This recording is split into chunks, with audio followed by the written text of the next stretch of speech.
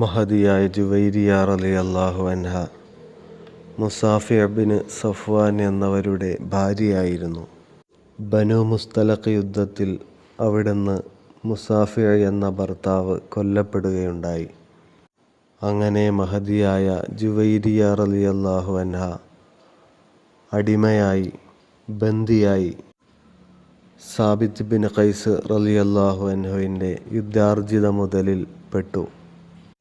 അങ്ങനെ സഹാബിയായ സാബിത്ത് ബിൻ ഖൈസ് റളിയല്ലാഹു അൻഹു അവിടുന്ന് മോചനപത്രം എഴുതുകയാണ്.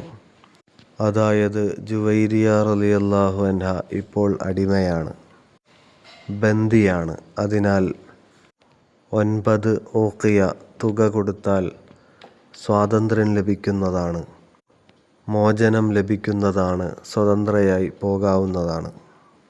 അങ്ങനെ സാബിത്ത് ബിൻ ഖൈസ് റളിയല്ലാഹു അൻഹു മുക്കാത്തബത്ത് എഴുതിയപ്പോൾ മഹദിയായ ജുവൈരിയ റളിയല്ലാഹു അൻഹ നബി സല്ലല്ലാഹു അലൈഹി വസല്ലമ തങ്ങളുടെ അടുക്കൽ വന്നു.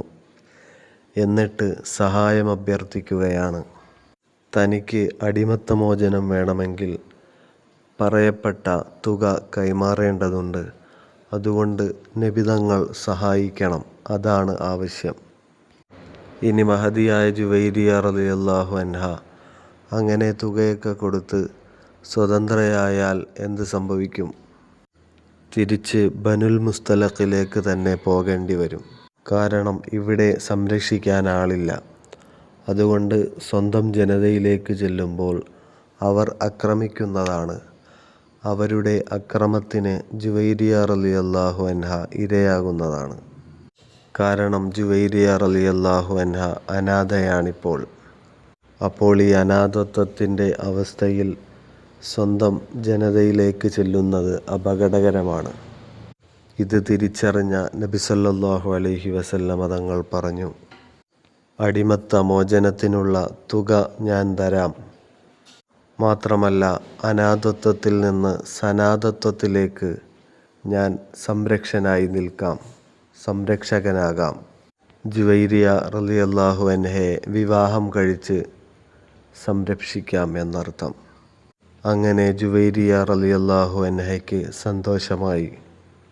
തിരുനബി സല്ലല്ലാഹു അലൈഹി വസല്ലമ തങ്ങളുടെ ജീവിതവീഥികൾ പ്രബോധന ദൗത്യത്താൽ നിറഞ്ഞതും ദുരിതപൂർണമാണ് എങ്കിലും ആത്മീയതയുടെ ആത്മനിഷ്ഠയിലുള്ള ആത്മസന്തോഷം, മൂല്യവത്തായ ജീവിതത്തിൻ്റെ സന്തുഷ്ടി, അതാണ് ജുവൈരിയ റളിയല്ലാഹു അൻഹയുടെ ഹൃത്തടങ്ങളിൽ അലയടിച്ചത്. അങ്ങനെയാണ് ജുവൈരിയ റളിയല്ലാഹു അൻഹ തിരുനബി സല്ലല്ലാഹു അലൈഹി വസല്ലമ തങ്ങളുടെ തണലിലേക്ക് കടന്നു വരുന്നത്.